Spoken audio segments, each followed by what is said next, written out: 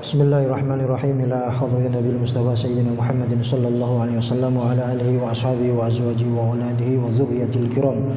Thumma ila hadrati ikhwanihi minal anbiya'i wal mursalin wal awliya' wash syuhada' was salihin was sahabati wat tabi'in wa ila jamil malaikatil muqarrabin wa ila jamil mu'minina wal mu'minat wal muslimina wal muslimat al ahya'i minhum wal amwat, khususan ila musannif hadzal kitab Syekh Nawawi Banten.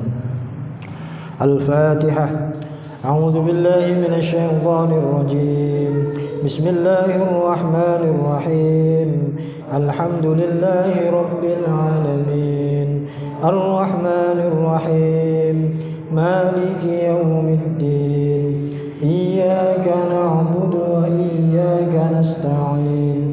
Ihdinas siratal mustaqim. Siratal ladzina an'amta 'alaihim ghairil maghdubi 'alaihim waladdallin. Amin. Wali sulati ta'alumina wali barakati ulumina wali husuli maqasidina wali salamatina fid dunya wal akhirah. Ala hadhihi niyyah as-salihah li kulli niyatin salihah wa ila hadrin Nabi Muhammadin sallallahu alaihi wasallam. Al-Fatihah. A'udzu billahi minasy syaithanir rajim. Bismillahirrahmanirrahim. Alhamdulillahi rabbil alamin. Arrahmanir rahim. Maliki yaumiddin. Iyyaka na'budu wa iyyaka nasta'in.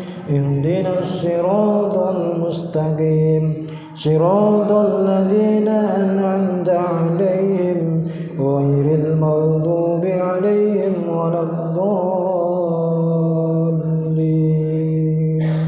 Amin. Bismillah walhamdulillah wassalatu wassalamu ala Rasulillah. Asyhadu an la ilaha illallah wa la syarikalah wa asyhadu anna sayyidina Muhammadan 'abduhu wa rasuluh.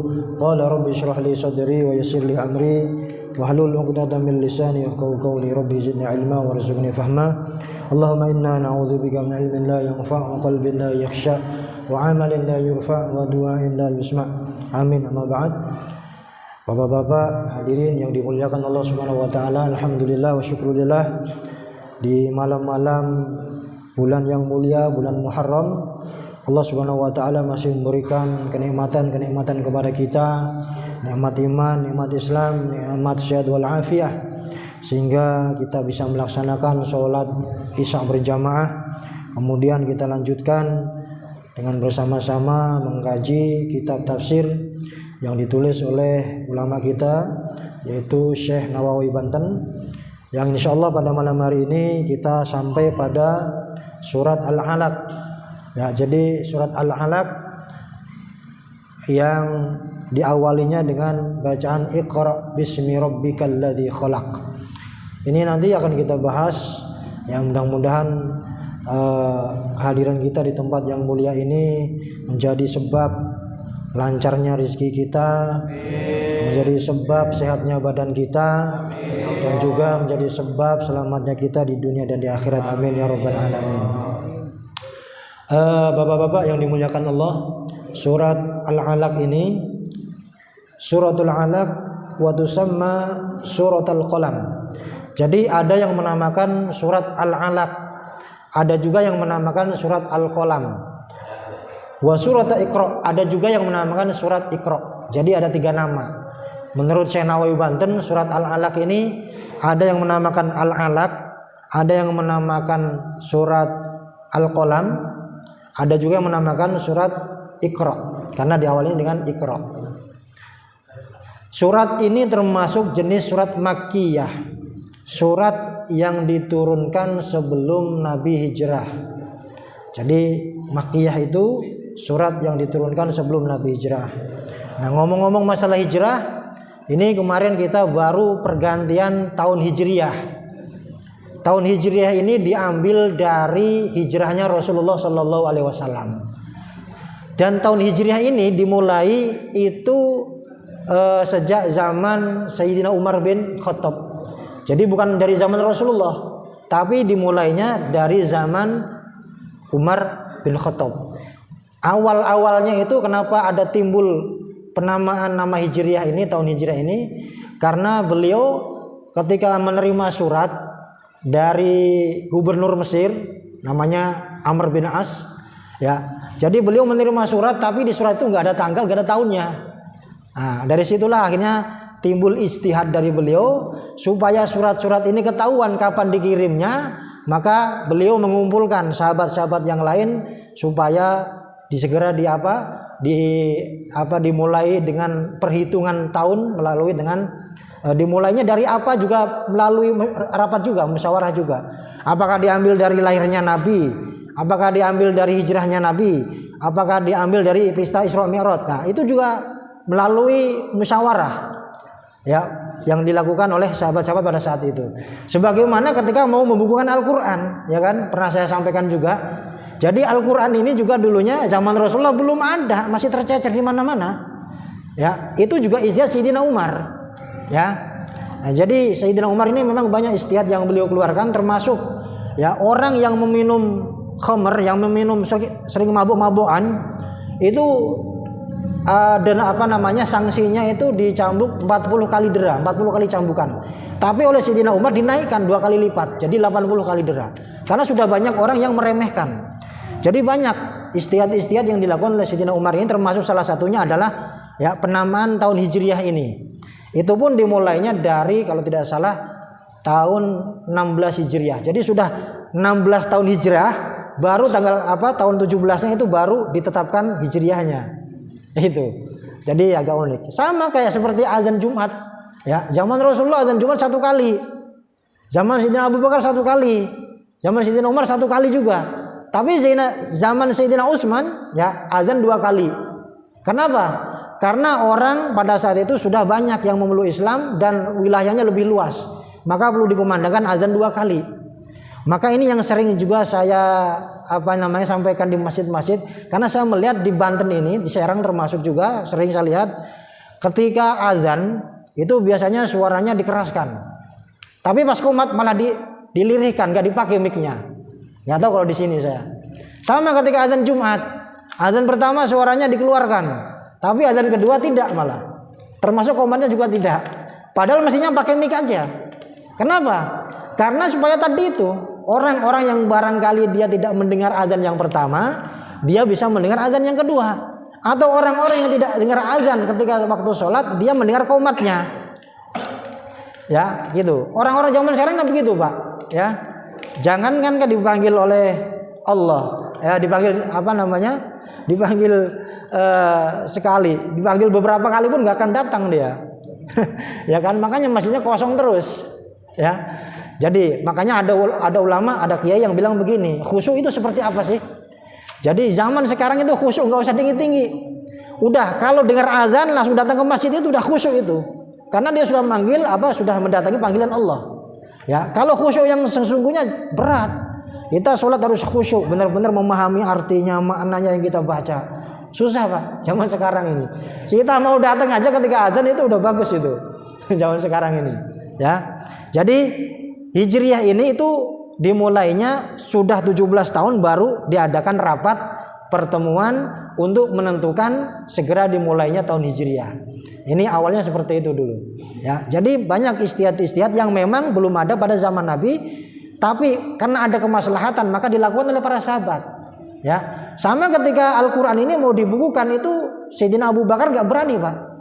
Kata beliau apa? Lam af'al ma lam yaf'al Rasulullah SAW. Aku tidak berani melakukan apa yang tidak dilakukan oleh Rasulullah SAW. Tapi Sayyidina Umar punya pendapat, ini kalau Al-Quran tidak dibukukan seperti ini, ya nanti orang-orang setelah kita nggak bisa baca Al-Quran. Karena Al-Quran ada di hafalan para orang-orang yang menghafal Al-Quran yang banyak meninggal. Ini salah satu di antara ya manfaat daripada ijtihad yang dilakukan oleh para sahabat tadi. Termasuk tadi azan 2 kali ketika Jumat. Itu memang zaman Rasul cuma 1 kali, Pak. Tapi zaman Sayyidina Utsman, karena apa? Karena wilayah Islam sudah luas, maka perlu dikumandangkan azan 2 kali. Yang pertama untuk mengingatkan orang bahwa waktu sholat Jumat akan datang. Yang kedua menandakan kalau waktu sholat Jumat sudah datang, sudah tiba. Itu. Jadi azan 2 kali.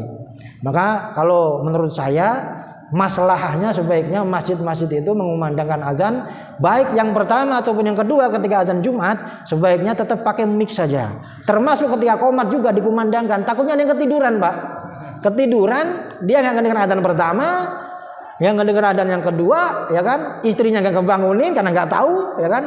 Nah, pas bangun-bangun ada suara qomat. Yang mending dia kan dapat 1 rakaat kan masih dapat Jumat dia, ya kan?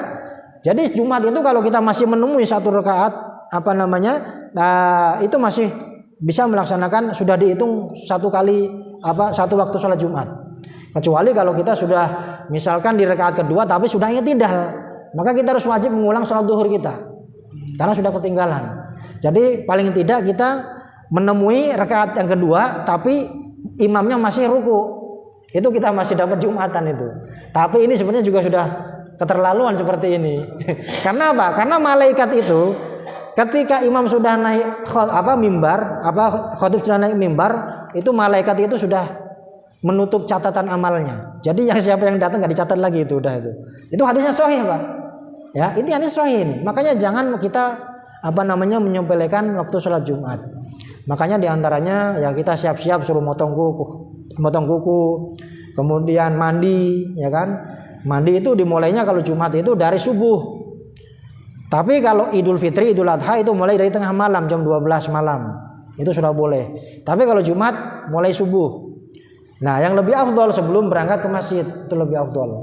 Karena kita mau kumpul banyak orang, maka kita disunahkan untuk mandi terus supaya tidak bau badan kita. Ini. Jadi surat Al-Alaq ini ada 3 nama. Al-Alaq, kemudian surat Al-Qalam, kemudian Iqra. Ini menurut Syekh Nawawi. Ini termasuk jenis surat Makkiyah. Wahya 19 ayatan. Jumlah ayatnya ada 19 ayat.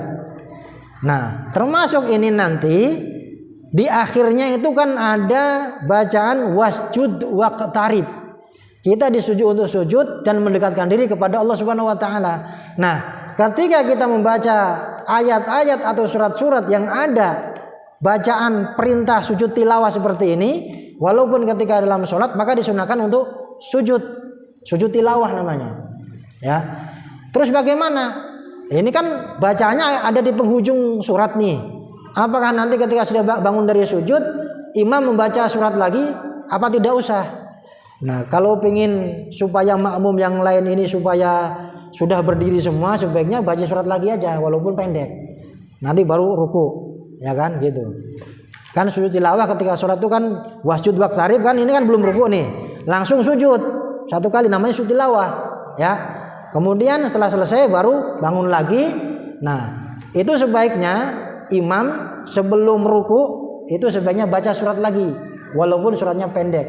Supaya apa? Supaya makmum yang lain dia bangun dari ruku supaya sempurna semuanya bangun berdirinya.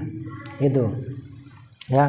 Bacaan yang dibaca sajada wajhiya lilladzi khalaqahu wa sawwarahu wa saqasamahu wa basarahu bihauli wa quwwati fa tabarakallahu ahsanul khaliqin.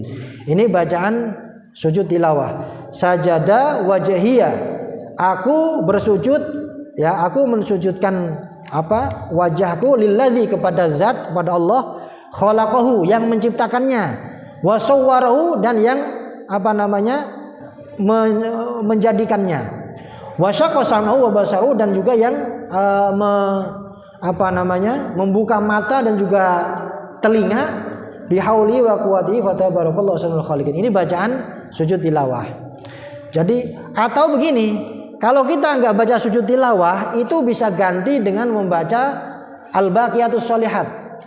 Apa al-baqiyatus sholihat? Al-baqiyatus sholihat itu bacaan subhanallah walhamdulillah wala ilaha illallah wallahu akbar wala haula wala quwata illa billahil aliyil azim.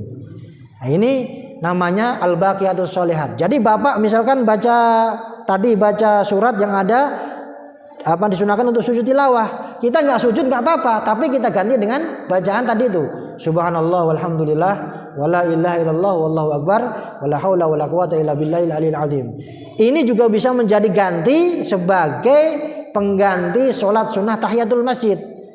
Jadi kayak saya tadi masuk masjid ini, sunnahnya kan saya sholat tahiyatul masjid, tapi saya nggak sholat tahiyatul masjid, tapi saya baca al-baqiyatus sholihat subhanallah walhamdulillah wala ilaha illallah wallahu akbar wala haula wala quwata illa billahil aliyil azim. Boleh pengganti daripada sujud tilawah, pengganti daripada tahiyatul masjid. Ini al-baqiyatus sholihat.